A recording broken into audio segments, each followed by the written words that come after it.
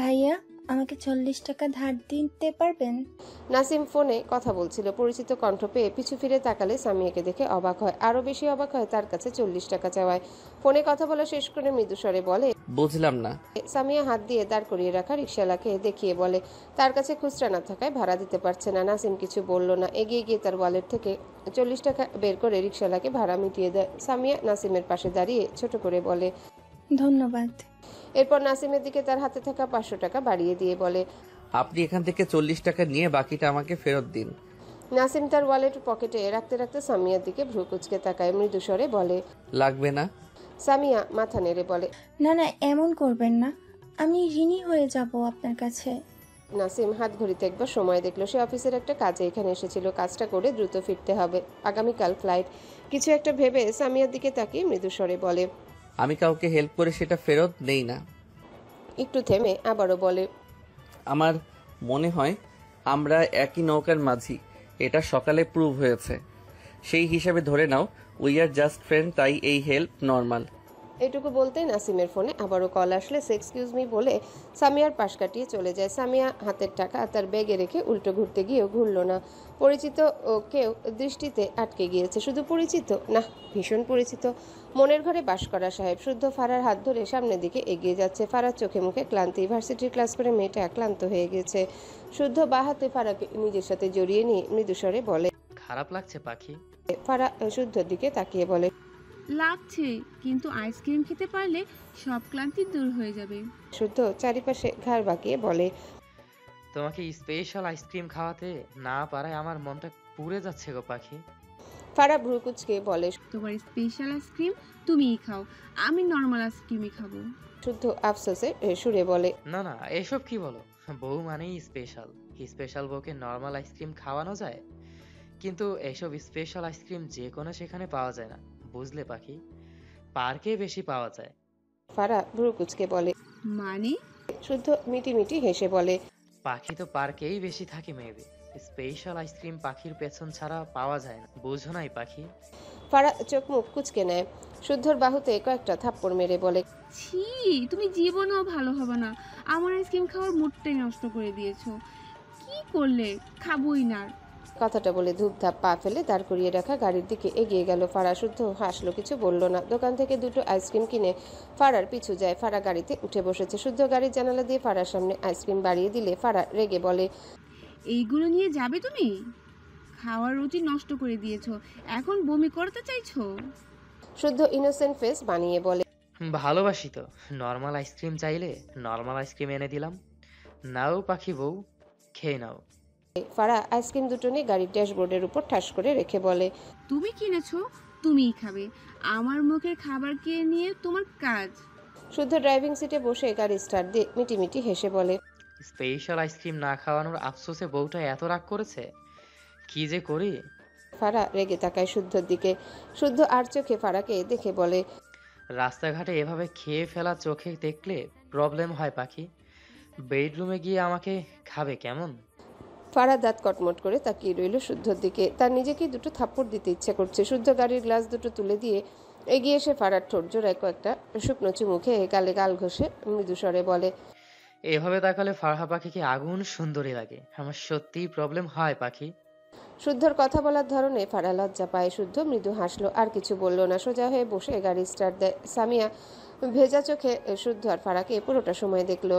গাড়ির ভেতর ওঠার পর আর দেখতে পায়নি। ওই আবদ্ধ গাড়িতে দৃষ্টি নিবদ্ধ করে রেখেছিল। শুদ্ধর বাড়ি থেকে বেরিয়ে আসার আজ প্রায় 1 বছরের মাথায় শুদ্ধকে অনাকাঙ্ক্ষিতভাবে দেখতে পেল, তাও আবার সেই মেয়েটার সাথে যে শুদ্ধর বউ। তার খারাপ লাগা শোভা পায় না, কিন্তু মন কি মানে? ভাবনার মাঝে কখন যে রাস্তার অনেকটা মাঝখানে চলে এসেছে মেয়েটা বুঝতেই পারেনি। পিছন থেকে মনে হলো মায়েরা চিৎকার শুনতে পায়, স্বামী। বাকিটুকু আর শুনতেই পায় না, যেন ডাকটুকু থেমে গেল। সামিয়ার চোখ দুটো স্থির হয়ে গেল। চোখের পলকে সামিয়ার স্থান হয় কয়েক হাত দূরে। একটা বড় মাইক্রোর সাথে ধাক্কা খেয়ে ছিটকে গিয়ে পড়েছে পিচ ঢালা রাস্তার উপর। মেয়েটার মনে হলো দুনিয়া থেমে গিয়েছে। নড়চড়বিহীন দেহ পিচ ঢালা রাস্তার উপর পড়ে রইল। স্থির দৃষ্টি নিবদ্ধ শুদ্ধদের ছুটে চলা গাড়িটার দিকে, যে গাড়ি ধীরে ধীরে অদৃশ্য হতে লাগলো। সামিয়ার চোখ জোড়াও বুঝে আসলো। চোখের কোণ ঘেঁষে এক ফোঁটা পানি গড়িয়ে পড়লো। অস্ফুট স্বরে বেরিয়ে আসলো, সাহেব, ভালো থাকবেন। কথাটুকু বলেই চোখ ছোড়া বুঝে নেয়। মায়েরা দৌড়ে এসে সামিয়ার পাশে বসে মেয়েটার পুরো শরীর কাঁপছে। এই তো একটু আগে একটা সুস্থ সবল সামিয়ার সাথে কথা বলল মায়েরা। মাত্র কয়েক মিনিটের মাঝে কি হয়ে গেল মায়েরার নিজেকে দিশেহারা লাগে। আশেপাশে তাকালে দেখলো সবাই চেয়ে আছে, কেউ এগোয় না। মায়েরা কাঁদতে ইচ্ছা হলো। এরা মানুষ না জানোয়ার? শহরের মানুষেরা কি এমনই হয়? মায়েরা সামিয়ার গালে হাত দিয়ে ডাকতে লাগলো, আপু, সামিয়া আপু, প্লিজ চোখ খোলো। সামিয়া চোখ খোলে না, কিন্তু থেকে থেকে কেমন ভারী নিঃশ্বাস ফেলে। মায়েরা সামিয়ার পাশে থেকে উঠে দুপা সামনে এগুলে নাসিমকে দেখে কান্নামাখা গলায় বলে, ভাইয়া একটা হেল্প করুন প্লিজ। নাসিম ঢোক গিলে কোনো রকমে বলে, কি হয়েছে বারবি? বাকিটুকু আর বলল না। মায়েরা নিজেই দৌড়ে সামিয়ার কাছে এসে সামিয়ার পাশে বসে বলে, ভাইয়া সামিয়া আপুকে হসপিটালে নিতে হবে। আপু কথা বলছেন, আপুকে হসপিটালে নিয়ে চলো না ভাইয়া। নাসিম দৃষ্টি নিচু করলে রক্তাক্ত সামিয়াকে দেখে স্তব্ধ হয়ে যায়। তো কয়েক মিনিট আগেই মেয়েটা তাকে ডাকলো, তার কাছে হেল্প চাইলো। এইটুকু সময়ের মাঝে কি হয়ে গেল? মায়েরা নাসিমকে এখনো দাঁড়িয়ে থাকতে দেখে আবারও নাসিমের সামনে এসে অনুরোধের স্বরে বলে, ভাইয়া আপনি অন্তত দয়া করে আপুকে হসপিটালে নিয়ে চলুন। এখানে কেউ এগিয়ে আসে না, চলুন প্লিজ। লেট করলে আপুর কিছু একটা হয়ে যাবে তো। নাসিমের সম্বিত ফিরে দ্রুত পায়ে এগিয়ে গিয়ে সামিয়ার পাশে বসে নিজের সকল জড়তা কাটে রক্তাক্ত আধমরা সামিয়াকে কোলে তুলেন। এরপর দ্রুত পায়ে তার গাড়ির দিকে এগিয়ে যায়। সামিয়ার বা হাত ছেড়ে দেওয়া, নাকে মুখে রক্তের ছিটাফোঁটা। মায়েরা নাসিমের পিছু পিছু দৌড়ায়। নাসিম তার ব্যাক সিটের দরজা খুলে সামিয়াকে শুইয়ে দেয়। মায়েরা নিজে থেকে সামিয়ার মাথার কাছে উঠে বসে সামিয়ার মাথাটা নিজের কোলে নিয়ে হাঁপানো কণ্ঠে বলে, তাড়াতাড়ি চলুন প্লিজ। নাসিম মায়েরার দিকে তাকালো। মায়েরার চোখে পানি। নাসিম অবাক হলো, সামিয়ার সাথে মায়েরাকে কখনো দেখেনি, অথচ মায়েরা এই মেয়েটার জন্য এত ভাবছে কেন? ভাবনা রেখে দ্রুত গাড়িতে উঠে বসে মায়েরা সামিয়ার গালে হাত দিয়ে একটু পরপর ডাকে, সামিয়া আপু, সামিয়া আপু, ঠিক আছো? একটু আগে তো আমার সাথে কথা বলে সামিয়া আপু। নাসিম গাড়ির স্পিড বাড়ায়। সামনের আয়নায় একবার দৃষ্টি পড়লে মায়েরার কান্নামাখা মলিন মুখ দেখলো। মায়েরার কণ্ঠ কানে বাড়ি খায়। সামিয়া আপু, ও সামিয়া আপু। নাসিম বিড়বিড় করে উচ্চারণ করে। সামিয়া? এরপর মৃদুস্বরে বলে, মেয়েটিকে? মায়েরা সামিয়ার দিকে চেয়েই বলে, এটা তো সামিয়া আপু, আপনার বন্ধু শুদ্ধ ভাইয়ার সাথে বিয়ে ঠিক হয়েছিল, আপনি চেনেন না আপুকে? কথাটা বলে মায়েরাও আবারও সামিয়াকে ডাকে। নাসিমের চোখে মুখে আরো বিস্ময় ভর করে। শুদ্ধর সাথে এই মেয়ের বিয়ে ঠিক হয়েছিল, আর মেয়েটি নাসিম আর ভাবতে পারল না। হসপিটালে এসে সামিয়াকে ওটিতে নিতে হয়। মেয়েটার অবস্থা গুরুতর। মায়েরার টেনশনে মাথা কাজ করছে না। হঠাৎই মনে পড়ল ইরফান তাকে কলেজে নিতে এসে খুঁজে পাবে না। তাকে না খুঁজে পেয়ে ইরফানের অবস্থা কি হবে? কি করবে এখন? কিছুটা দূরে নাসিমকে দেখে মায়েরা এগিয়ে গেল সেদিকে। এরপর মৃদু স্বরে বলল, ভাইয়া আপনার ফোনটা একটু দিবেন? নাসিম ঘাড় ঘুরিয়ে একবার মায়েরার দিকে তাকায়, সাথে সাথে দৃষ্টি নিচু করে বলে, ফোন নেই। তখনই নাসিমের ফোন বেজে ওঠে। মায়েরা অদ্ভুতভাবে তাকায় নাসিমের দিকে। নাসিম কিছুটা বিব্রত হয়, তবে সে মাথা তুলল না। ফোন বের করে এই কথা বলে ফোনটা পকেটে রেখে দেয়। মায়েরা আবারও বলে, ভাইয়া ফোনটা একটু দিন না, 2 মিনিট পরেই দিয়ে দিচ্ছি আমি। নাসিম জিভ দিয়ে ঠোঁট ভিজায়। বারবিডলের এভাবে বলা কথা তাকে কতটা কষ্ট দিচ্ছে মেয়েটা যদি জানতো। নিজেকে সামলায়, গলা ভিজিয়ে শক্ত কণ্ঠে বলে, সরি, দিতে পারবো না। কথাটা বলে নাসিম ঢোক গিলল, যেন একটা বড়সড় কাটা গিলে ফেলেছে। মায়েরা অসহায় চোখে তাকায়। এই লোকটা কেমন অদ্ভুত। ইনি না ইরফানের ফ্রেন্ড? তাহলে এমন অদ্ভুত কেন? বুঝলো না। কোথায় ভাবলো ইরফানকে কল করে এখানে আসতে বলবে, কিন্তু সে তো ফোনই পাচ্ছে না। এখন ইরফানকে কিভাবে বলবে সে এই হসপিটালে? দৃষ্টি ঘুরিয়ে সামনে তাকালে ইরফানকে দেখে অবাক হয়ে তাকায়। ইরফান দ্রুত পায়ে তার দিকে এগিয়ে আসছে। মায়েরা মৃদু স্বরে বলে, শিশরাজ। নাসিম মায়েরার বলা আনকমন নিকনেমটি শুনতে পেয়ে ভীষণ অবাক হয়। সামনে তাকালে ইরফানকে দেখে ঢোক গিলে। মায়েরা ইরফানের দিকে এক পা বাড়ানোর আগে ইরফান মায়েরাকে দু হাতে জাপড়ে ধরে তার বুকে। নাসিম দেখলো ইরফানের দু হাতের বন্ধনীর মাঝে মায়েরাকে। দ্রুত চোখ সরিয়ে নিয়ে কয়েক পা বাম দিকে সরে দূরে গিয়ে দাঁড়া। ইরফান মায়েরাকে শক্ত করে ধরে মৃদু স্বরে বলে, মাই বাটফ্লার, কি হয়েছে তোমার? তুমি কি সিক? মায়েরা ইরফানের থেকে নিজেকে ছাড়িয়ে কিছু বলতে চায়, তার আগে ইরফান মায়েরা সাদা হিজাবে রক্তের ছিটে ফোঁটা দেখে ভীত স্বরে বলে, what happened বাটফ্লার? Are you okay? কথাটা বলতে বলতে ইরফানের দৃষ্টি আটকায় কিছুটা দূরে দাঁড়িয়ে থাকা নাসিমের উপর। মুহূর্তে চোয়াল শক্ত হয়ে যায়। মায়েরা কোনো রকমে বলে, না না, আমি ঠিক আছি, আমি তো। মায়েরার কথা বলার মাঝে ইরফান নাসিমের উদ্দেশ্যে চিৎকার করে বলে, এখানে কি করছিস তুই? মায়েরা ঝাঁকি দিয়ে ওঠে। সে তার বলা কথাটুকু শেষ করতে পারে না। নাসিম ইরফানের দিকে চেয়ে মৃদু স্বরে বলে, ইরফান আমি। ইরফান চিবিয়ে চিবিয়ে বলে। তোকে আমি খুন করবো নাসিম। নাসিম ঢোক গিল। মায়েরা একবার ইরফানের দিকে তাকায়, আরেকবার নাসিমের দিকে। ইরফান মায়েরার দিকে জ্বলন্ত চোখে তাকায়। মায়েরা ইরফানের দৃষ্টিতে ভয় পায়। ইরফান মায়েরার হাত শক্ত করে ধরল। মায়েরা হাতে ব্যথা পায়। বা হাতে ইরফানের হাত ছাড়াতে চায়, তবে পারে না। ইরফানের হাতের বাঁধন আরো শক্ত করলো। দ্রুত পায়ে হসপিটাল থেকে বেরিয়ে যাওয়ার জন্য পা বাড়ায়। মায়েরা ইরফানের পায়ের সাথে তাল মেলাতে পারে না। পিছন থেকে নাসিম অসহায় চোখে তাকায়। সে জানতো মায়েরা তার ফোন থেকে ইরফানকে কল করলে ইরফান তাকে যাই বলুক মায়েরাকে রেগে কি না কি বলবে। ইরফানের রাগ মায়েরার জন্য তার ভয় লাগে। প্রথম মায়েরাকে কত মারতো, আজ আবার মারবে না তো? তার জন্য বারবিডল আবারও মার খাবে? নাসিম জড়তা নিয়ে বলে। ইরফান, ওকে কিছু বলিস না। আমি ইরফান সাথে সাথেই পিছু ফিরে ভস্ম করে দেওয়া চোখে তাকায় নাসিমের দিকে। ইরফানের দৃষ্টিতে নাসিম থেমে যায়। ইরফান ডান হাত মুষ্টিবদ্ধ করে শক্ত গলায় বলে। আমার ধৈর্যের পরীক্ষা নিস না নাসিম। নাসিম মাথা নিচু করে নেয়। মায়েরা কিছুই বুঝতে পারছে না, সব মাথার উপর দিয়ে যাচ্ছে। ইরফান মায়েরার হাত টেনে এগিয়ে গিয়ে হসপিটাল থেকে বেরিয়ে যায়। নাসিমের দৃষ্টিতে অসহায়ত্ব। ইরফান মায়েরাকে নিয়ে তার গাড়ির সামনে দাঁড়ায়। গাড়ির দরজা খুলে দিলে মায়েরা ইরফানের দিকে তাকায়, মিনমিন করে বলে। আপনার কি হয়েছে? ইরফান ডান হাত তুলে মায়েরার গাল চেপে ধরতে গিয়েও আলগা করে ফেলে হাত। দাঁতে দাঁত চেপে বলে। ইউ নো হোয়াট ফ্লোর, আমার ইচ্ছা করেছে তোমাকে এক্ষুনি খুন করে ফেলি, but I can't because you are my. Irfan বলার আগেই মায়েরা বলে ওঠে। হার্ট। ইরফান শীতল দৃষ্টিতে তাকায় মায়েরার দিকে। মায়েরা ইরফানের দিকে চেয়ে মৃদু স্বরে বলে। আপনি রাগ করেছেন কেন শিশুওয়ালা? ইরফান মৃদু স্বরে বলে। গাড়িতে বসো। মায়েরা ঢোক গিলে বলে। আপনাদের দুই বন্ধুর মাঝে কি আমাকে নিয়ে ঝামেলা হয়? ইরফান শক্ত কণ্ঠে বলে। থাপ্পড় খেতে চাইছো? রাগেও না আমায়, ফার্স্ট বসো। মায়েরা এসব ভাবনা রেখে বলে। আপনি? ইরফান মায়েরাকে ঠেলে সিটে বসে দেয়। এরপর গাড়ির দরজা শব্দ করে লাগিয়ে ড্রাইভিং সিটে গিয়ে বসে। সময় নষ্ট না করে গাড়ি স্টার্ট দেয়। মায়েরা দ্রুত ইরফানের দিকে এগিয়ে গিয়ে বলে। কোথায় যাচ্ছেন শিশুওয়ালা? যাবেন না? আমার কথাটা একটু শুনুন। ইরফান চোয়াল শক্ত করে নেয়। গাড়ির ব্রেক কষে বাহাতে মায়েরাকে টেনে তার কোলে বসে। মায়েরার মুখ চেপে রেগে বলে। আবার ওখানে যাবি? এই তোরা আমার মাথা ঠান্ডা রাখতে দিবি না বলে মিশনারি মেসেজ, তাই না? মায়েরা তার মুখ থেকে ইরফানের হাত সরাতে চায়। ইরফান শক্ত চোখে তাকিয়ে আছে মায়েরার দিকে। মায়েরা অসহায় চোখে তাকায় ইরফানের দিকে। ইরফান মায়েরার দৃষ্টি মিলিয়ে মায়েরার মুখ থেকে হাত সরিয়ে নেয়। মায়েরা ভাঙা গলায় বলে।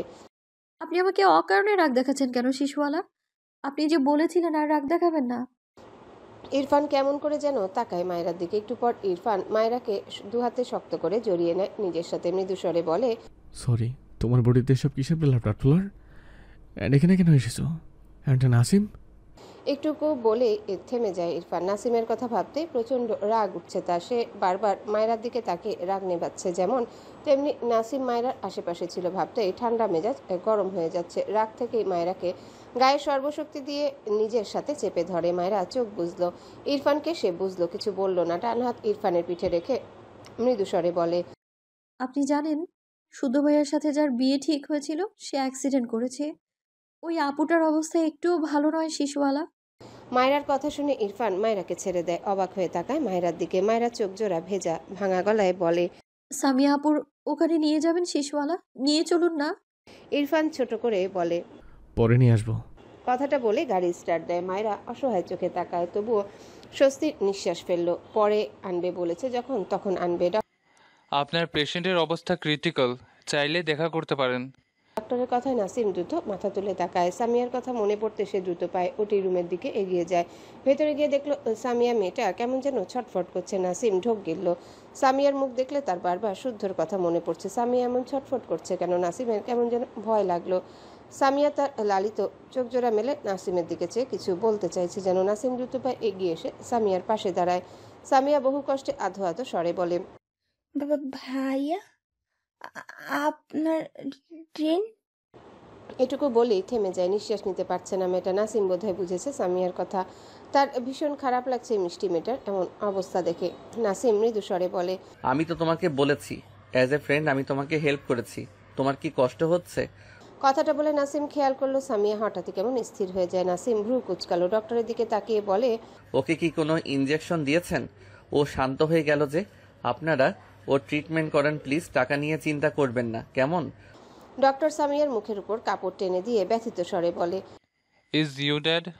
কথাটা শুনতে নাসিম বিস্ময় দৃষ্টিতে তাকায় ডক্টরের দিকে। দৃষ্টি ঘুরিয়ে সামিয়ার উপর টানা সাদা কাপড়টির উপর নজর বোলায়।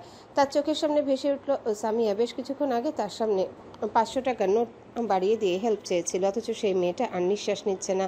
নাসিম কেমন নির্জীব চোখে চেয়ে রইল। খেয়াল করলো সামিয়ার বা হাত বেড থেকে নেমে অনেকটাই ঝুলে আছে। হাতের ফাঁক থেকে একটা কাগজ পড়ে গেল। নাসিম নিচু হয়ে কাগজটা কুড়িয়ে নিল। কাপা হাতে 3টে ভাঁজ খুললে প্রথমে চোখে পড়ে।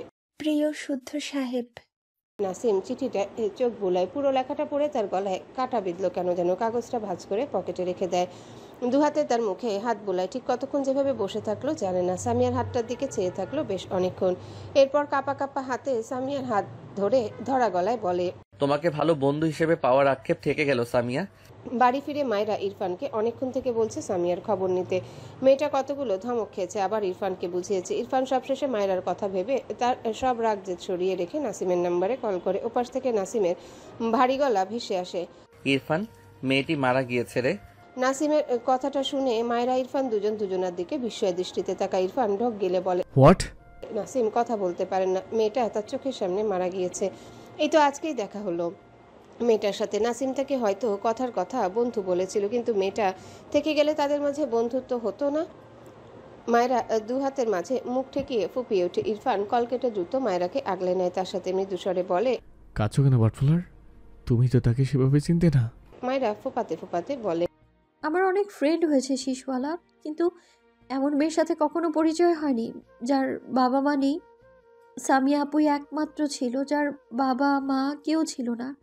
আমি জানি বাবা মা না থাকলে কিভাবে বড় হতে হয়। আমার তো সামিয়া আপুকে নিজের বোন মনে হতো। সামিয়া আপু হয়তো তার দুঃখ আমাদের বলেনি, কিন্তু আমি জানি সে অনেক বড় দুঃখ নিয়ে বড় হয়েছে। সে আপুটা কোথায় হারিয়ে গেল, খুব কষ্ট হচ্ছে আমার।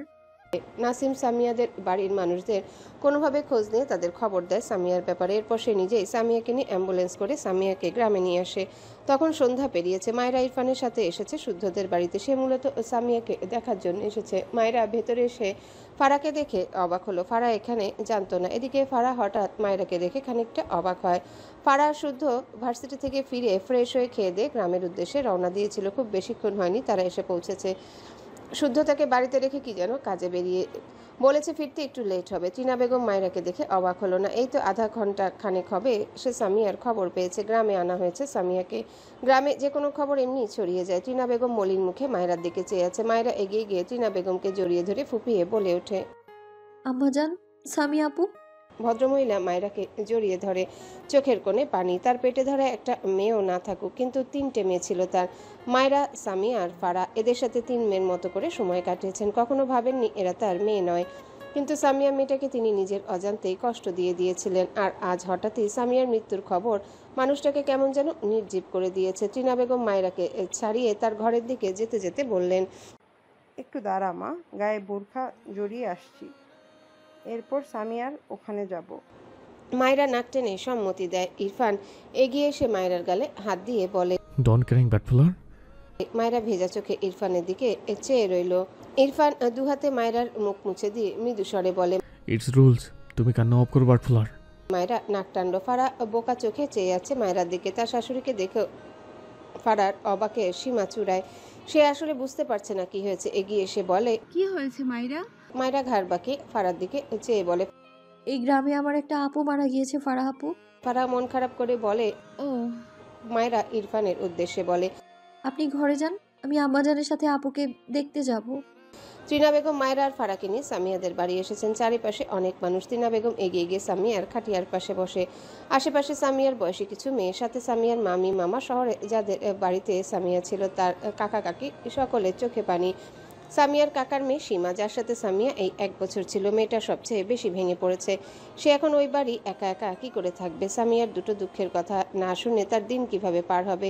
সে সামিয়াকে আর কথা শোনাবে না, বলবে না, সামিয়া তুই আর কত সেই বিয়াইত্তা পুরুষ নিয়ে পড়ে থাকবি? সামিয়া তাকে পাল্টা জবাব দিবে না, আমি পারবো না রে। কথাগুলো ভেবে সীমার দলা পাকিয়ে কাঁদতে ইচ্ছা করলো। টিনা বেগম সামিয়ার মুখের উপর থেকে কাপড় সরিয়ে দেয়। চোখ থেকে কয়েক ফোঁটা পানি গড়িয়ে পড়ে। ডান হাত সামিয়ার গালে বুলিয়ে মৃদুস্বরে বলে, তোর এই খারাপ আম্মাটাকে ক্ষমা করিস মা। মায়েরা আর ফারা পাশাপাশি দাঁড়িয়ে আছে। মায়েরা চোখ জোড়া ভেজা। ফারা আশেপাশ থেকে দৃষ্টি নামিয়ে যখন মাথা নিচু করে তাকায়, সামিয়ার মুখটা চোখের সামনে ভেসে ওঠে। ফারা বিস্ময়ে চোখে তাকায়। সামিয়াকে সে ভুলে যায়নি। এটা তো সেই মেয়ে যার সাথে শুদ্ধর বিয়ে ঠিক করেছিল শুদ্ধর মা। ফারার এত খারাপ লাগলো মেয়েটার জন্য। তার পাশ থেকে কে যেন ফিসফিসিয়ে বলে, আমার মনে হয় সামিয়া আত্মহত্যা করেছে। ওই যে আমাদের গ্রামে শুদ্ধ নামে যে ছেলেটা ছিল, ওর জন্য তো এই মেয়ে বিয়ে করছিল না, এখন আত্মহত্যা করেছে হয়তো, আর নাম দিয়েছে অ্যাক্সিডেন্ট। একদম ঠিক বলেছিস। কথাগুলো কেউ একদম ফারার পাশে দাঁড়িয়ে আলোচনা করছিল। কথাগুলো শুনতে পেয়ে ফারার মাথা কেমন ঘুরে উঠল। সামিয়ার ফ্যাকাশে মুখটার দিকে কতক্ষণ চেয়ে থাকলো। তার কেমন রিয়াকশন দেওয়া উচিত সে বুঝতে পারছে না। মেয়েটা তার শুদ্ধের জন্য বিয়ে করতো না? শুদ্ধের জন্য কি কোনোভাবে এই অবস্থা? ফারার কেন যেন কষ্ট হলো। সে কি এই মেয়েটাকে অনেকটা কষ্ট দিয়েছে শুদ্ধ জীবনে এসে? কিন্তু সে আর শুদ্ধ একে অপরকে ভালোবাসে, তবুও ফারার চোখ জোড়া ভিজলো। মেয়েটা শুদ্ধের জন্য এত কষ্ট পেল কেন? শুদ্ধ তো তার স্বামী। ফারা মায়েরাকে বলে তার খারাপ লাগছে তাই বাড়ি যাচ্ছে, এটুকু বলে দ্রুত জায়গা প্রস্থান করে। সে জানে না তার কেন এত খারাপ লাগছে। কিছু দূর গিয়ে দেখলো শুদ্ধ তাদের বাড়ির সামনে দাঁড়িয়ে আছে। ফারা রাতের অন্ধকারে কোনো দিকে না তাকিয়ে শুদ্ধর দিকে দৌড় দিল। শুদ্ধ দুবার কলিং বেল চেপেছে। তখনই পেছন থেকে শব্দ পেয়ে পিছু ফিরে তাকালে ফারাকে এভাবে দৌড়ে আসতে দেখে অবাক হয়। কয়েক পা এগিয়ে যেতে ফারা দৌড়ে এসে শুদ্ধকে ঝাপটে ধরে। শুদ্ধ অবাক হয়, সাথে চিন্তিত। এত রাতে তার বউটা বাইরে কেন, আর এভাবে বা দৌড়ে আসছে কেন? যখন বুঝলো ফারা ফুপিয়ে কাচ্ছে তখন ছেলেটা আরও চিন্তিত হয়। দু হাতের মাঝে ফারার মুখ আগলে নিয়ে বিচলিত কণ্ঠে বলে, হ্যালো বন্ধুরা, পরবর্তী পার্ট খুব তাড়াতাড়ি আসবে, তো সবাই অপেক্ষায় থাকো। আর চ্যানেলটি যারা এখনো সাবস্ক্রাইব করোনি তারা পরবর্তী পার্ট দেখার জন্য চ্যানেলটি সাবস্ক্রাইব করে রেখো। ধন্যবাদ সবাইকে, আমাদের সাথেই থেকো।